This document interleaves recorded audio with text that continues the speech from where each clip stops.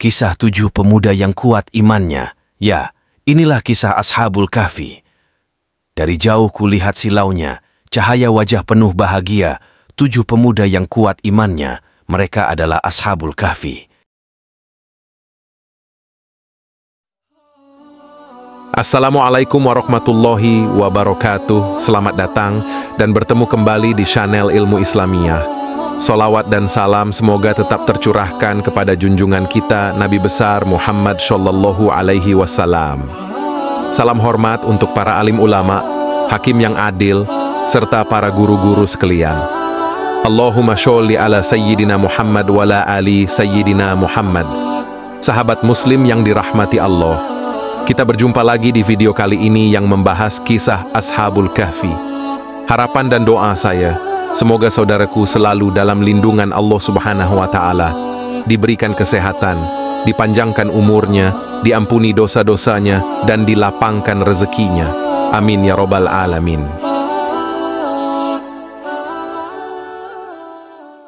Sebelum kita lanjutkan, jangan di-skip dan simak video ini sampai akhir, dan jangan lupa klik subscribe dan like video ini. Semoga yang sudah like dan subscribe Allah berikan rezeki banyak dan berkah, dan masuk sorga kelak bersama kedua orang tuanya di akhirat nanti. Amin ya Rabbal Alamin. Firman Allah Subhanahu wa Ta'ala dalam surat Al-Kahfi ayat 13, yang artinya, kami kisahkan kepadamu Muhammad cerita ini dengan benar. Sesungguhnya mereka adalah pemuda-pemuda yang beriman kepada Tuhan mereka, dan kami tambah pula untuk mereka petunjuk. Sahabat muslim yang dirahmati Allah Subhanahu wa Ta'ala, kisah Ashabul Kahfi ini telah diceritakan oleh Allah Subhanahu wa Ta'ala di dalam Al-Quran surah Al-Kahfi ayat 9 hingga 26.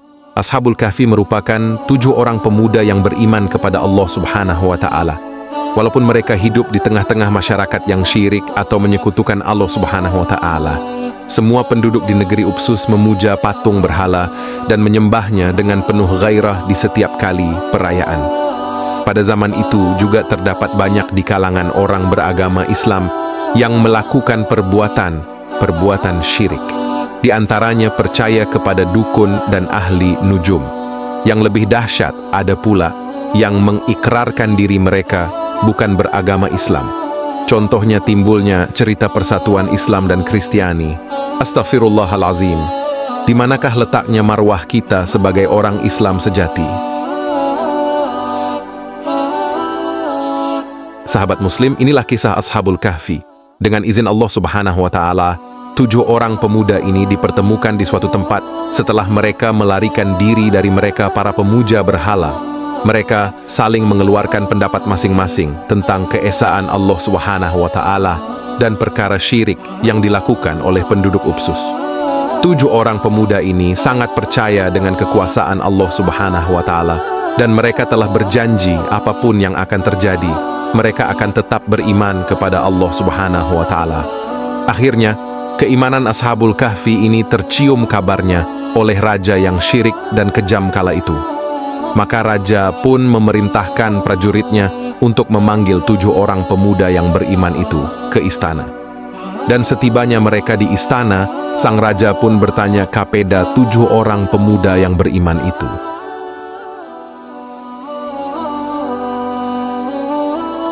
Wahai anak muda, aku dengar kamu telah menganut satu agama yang tidak diketahui asal-usulnya. Kamu sudah menduakan agamaku dan rakyatku. Para Ashabul Kahfi hanya berdiam diri, dan raja yang kejam itu berkata lagi, baiklah, aku akan beri kamu waktu untuk kembali kepada agama asal, yaitu agamaku. Jika tidak, kamu semua akan aku hukum dengan seberat-berat hukuman. Tegas sang raja yang kejam dan sombong itu. Mendengar kata-kata sang raja sombong itu, Ashabul Kahfi pun mulai membuat rencana untuk melarikan diri.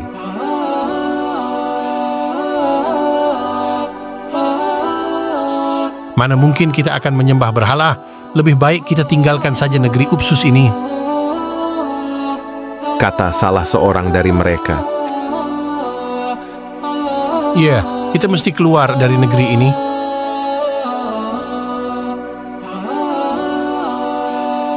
Rencana itu disambut baik oleh 6 orang sahabatnya, dan 7 orang pemuda yang beriman kepada Allah Subhanahu wa Ta'ala pun melarikan diri. Mereka akan menuju sebuah bukit di dalam hutan yang terdapat sebuah goa sebagai tempat bersembunyi. Sahabat Muslim yang beriman, setelah menyiapkan sedikit perlengkapan dan perbekalan, Ashabul Kahfi pun mulai berjalan menuju ke dalam hutan. Yang di sana ada sebuah bukit yang di atasnya terdapat sebuah goa. Itulah tempat yang mereka tuju untuk bersembunyi dari pengetahuan sang raja sombong. Dan ketika dalam perjalanan menuju hutan, datanglah pertolongan dari Allah Subhanahu wa Ta'ala yang esa melalui seekor anjing. Anjing tersebut menunjukkan arah dan jalan untuk menuju ke bukit tersebut. Akhirnya, sampailah mereka ke tempat yang dituju.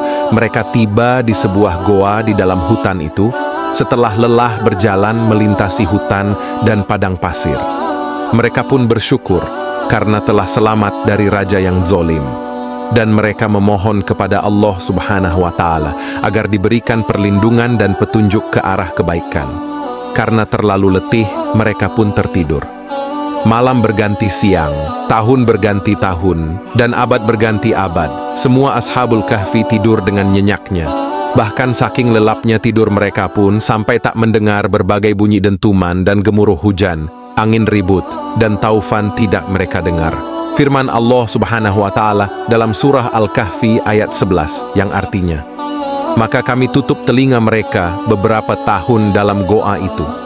Tahukah sahabat Muslim, mereka telah tertidur bukan 1 hari atau 1 minggu, tetapi Allah Subhanahu wa Ta'ala telah menidurkan mereka selama 309 tahun. Bukankah itu waktu yang sangat lama? Ya, sesungguhnya Allah Subhanahu wa Ta'ala Maha Kuasa dan Maha Mengetahui. Inilah kudrat Allah Subhanahu wa Ta'ala yang diceritakan dalam Al-Quran surah Al-Kahfi ayat 25, yang artinya, dan mereka tinggal dalam goa mereka 300 tahun dan ditambah 9 tahun lagi.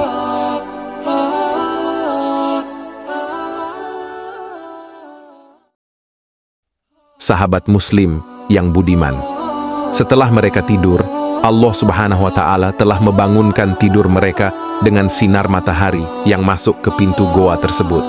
Mereka pun tersadar, perut mereka mulai merasakan sangat lapar.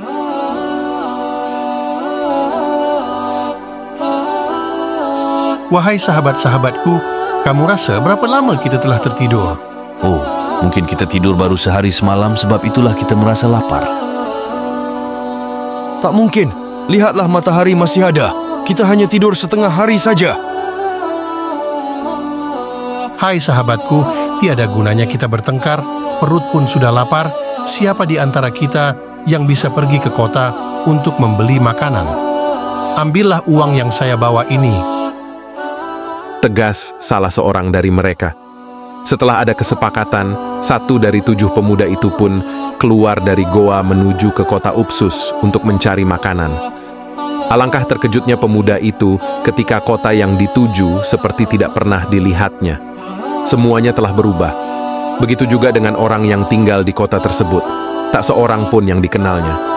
Dalam keadaan bingung, datang seseorang dan menyapa beliau. Seorang tersebut merupakan salah satu penduduk di Upsus.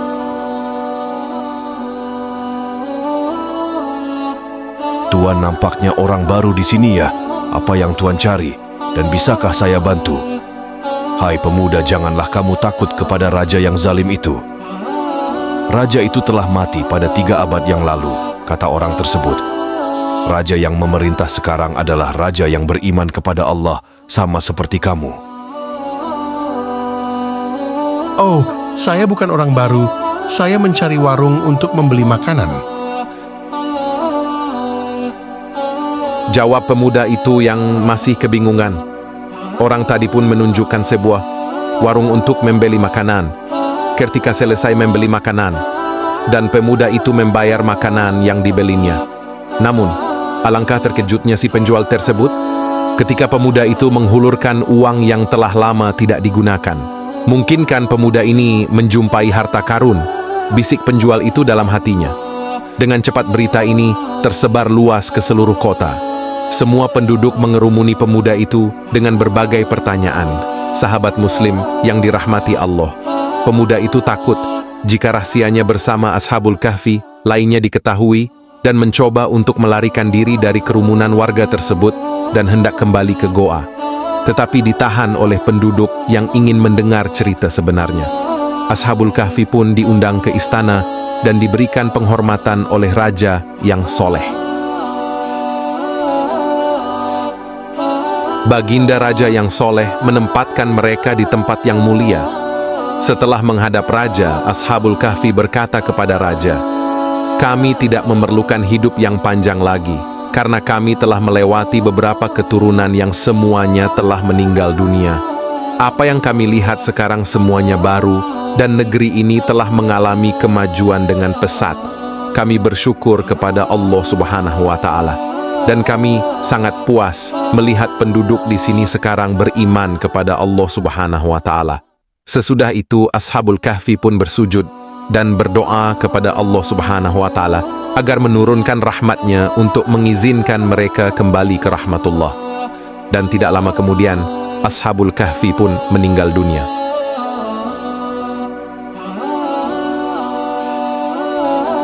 Sahabat Muslim yang beriman, begitulah kisah Ashabul Kahfi. Kita bisa mengambil hikmah dari kisah ini. Dan pelajaran yang bisa kita petik dari kisah ini ialah: pertama, kita wajib beriman kepada Allah Subhanahu wa Ta'ala.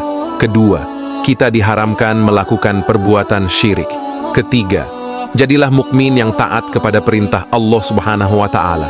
Sekian kisah Ashabul Kahfi. Semoga kita bisa berjumpa di video berikutnya. Kisah Ashabul Kahfi adalah inti di video kali ini. Jadikanlah tauladan di setiap waktu. Jika dalam video ini terdapat kesalahan, mohon dimaafkan.